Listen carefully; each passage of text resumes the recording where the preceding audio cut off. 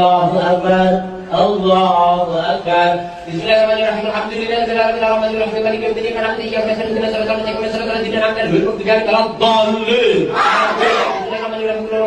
عليهم ولا الضالين الله أكبر سمع الله لمن حمده الله أكبر الله أكبر তারাবির নামাজ না পড়লে রোজা হবে কি?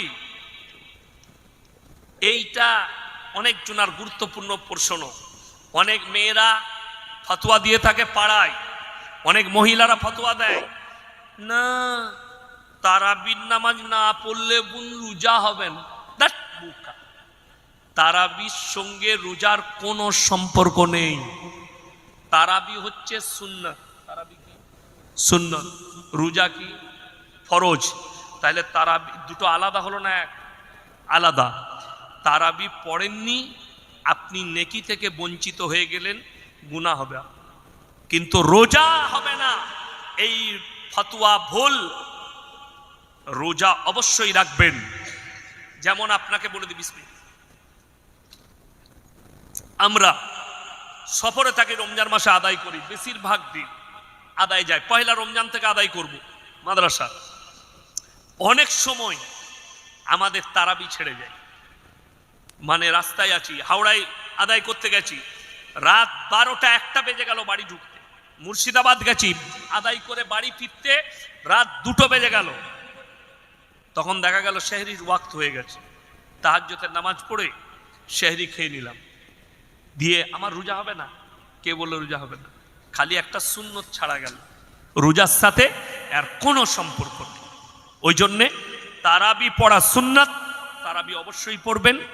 আর যদি কেউ কোনো মহিলা বলে তারাবি পড়তে পারিনি, তারাবি পড়তে পারিনি, যার কারণে রোজা হবে না, এই ফতোয়া কোনো মা দিবেন না। আর বিশেষ করে মায়েদিকে বলছি, নিজে থেকে বানিয়ে কোনো ফতোয়া দিবেন না। আমি এক জায়গায় গিয়েছিলাম জলসায়, সেখানে একদল মহিলা তারা বাড়িতে বাড়িতে গিয়ে লোককে দিন শিক্ষা দিচ্ছে। তো সেই দলের একটা মেয়ে ফতোয়া দিয়েছে যে মহিলারা যদি নাইটি পরে থাকে কিংবা শাড়ি পরে, তার ভেতরে যদি বিরা চাড্ডি না পরে নামাজ হবে না। আমি বললাম এই ফতোয়া রং। নামাজ পড়ার জন্য যেটা শর্ত, খুব ভালো করে শুনবেন, নামাজের জন্য শর্ত মহিলাদের টাকনুর নিচে থেকে মাথা পর্যন্ত, হাতের কবজি পর্যন্ত ঢাকা। সেটা বস্তা দিয়েও ঢাকতে পারে। কি দিয়ে বললাম? বস্তা দিয়ে, কাপড় দিয়ে। নবীজির জামানাতে তো চাড্ডি বিরা ছিল না। তাহলে এই ফতোয়াটা কে দিল? তোমার বাপ। জুতো ঝাঁটা খাবে এইসব মহিলারা। তোমরা যারা দিন শিক্ষা দিচ্ছ দাও, ফতোয়াবাজি করতে যাবে না, না জেনে শুনে নিজে থেকে বানিয়ে কোনো কথা বলবে না। ওটা মৌলবীর কাছ থেকে ডিসকাস করে বলবে, আলেমদের কাছ থেকে। কোরআন শিক্ষা দিচ্ছে, একটা মেয়ে শিক্ষা দিবে, অসুবিধা নাই, কিন্তু মাথায় রাখবেন ফতোয়াবাজি করবেন না, মাসলা বলতে যাবেন না, আপনি বিপদে পড়বেন। ওই জন্য কোনো মহিলার অধিকার নাই সে যেন ফতোয়া না দেয়। আপনি একটা মেয়েকে কোরআন শিক্ষা দিতে পারেন। যদি আপনার বাড়িতে ছেড়ে থাকে, একবার মসজিদে গিয়ে জিজ্ঞেস করে আসুন তো এই মাসলাটা, ইমাম বলে দিবেন। ইমাম সাহেবের স্বর্ণপন্ন হন, একদম নিজে থেকে বানিয়ে। আমরা তো ওই জন্য সমাজটা অর্ধেক ধ্বংস হয়ে গেল। কারা ধ্বংস করলে? মা খালারা।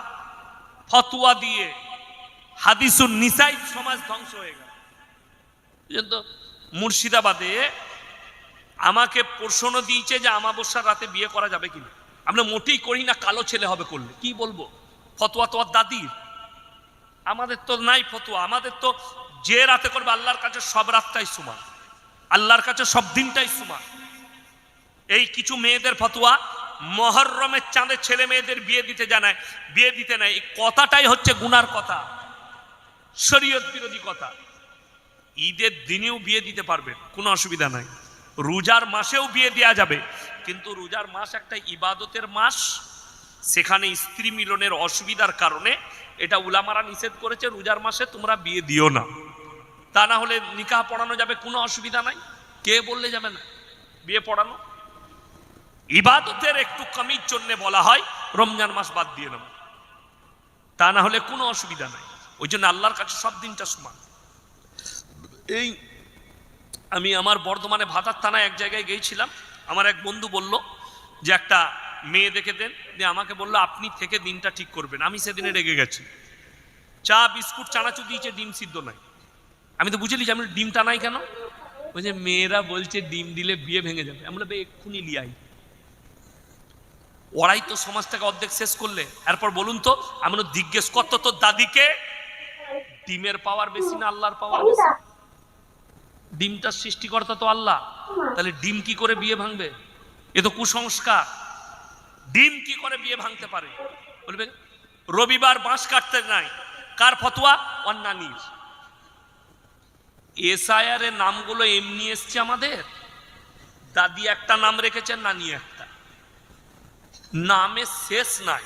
আমি সেদিনে দিনাজপুরে আদায় করছি, বলছে কালো 1000 টাকা, মানে সাদাটা কোথায় গেল? শুনবেন মুসলমানদের নাম, নাট, বল্টু, পল্টু, ঝন্টু, ফন্টু, সব মাল আছে। বর্ষাকালে বিটি ছেলে জন্ম নিয়েছে, নানি ভালোবেসে নাম রাখছে বর্ষা। मान लीजिए आपकी दवाई का बिल 6,000 रुपये आता है, अब वो सिर्फ 2,000 रुपये हो सकता है। अभी हाल ही में मेरी मुलाकात যা বুঝা করবেন। মৌলী সাহেব ইমাম সাহেব কি করবে? অন্যান্য নাম রাখবে, ওর থেকে বড় মুক্তি কেউ আছে নাকি? ও নাম রেখেছে। আমি অনেক দিন আগে, 6 বছর আগে একটা বিয়ে পড়াতে গেছি, তাকে জিজ্ঞেস করছি তোর নামটা বল, ভালো নাম কি? উনি যে জানেন না, বড় ভাইকে জিজ্ঞেস করে ভাই আমার ভালো নামটা কি রে? ও বলছে আমি জানি না। আমি মানে তোর খারাপটাই বল। বলছে পুটু। আমি ওই নামই বিয়ে পড়িয়ে দিই। এখন 5,001 টাকা দেলমোহরের বড়তে এইসে পরিবর্তে পুটিকে বিয়ে করতে রাজি আছে। বুঝে কর কি বলে, তো তার নামটা এসআইআর আসবে না, তা কারা আসবে? দাদি একটা নাম, নানি একটা নাম, সমাজ একটা নাম রেখেছে, সমাজ নাম তার পাল্টি দিয়েছে। তার নাম আব্দুর রহমান, তাকে আবু বলে ডাকছে। ঠিক বললাম না ভুল বললাম?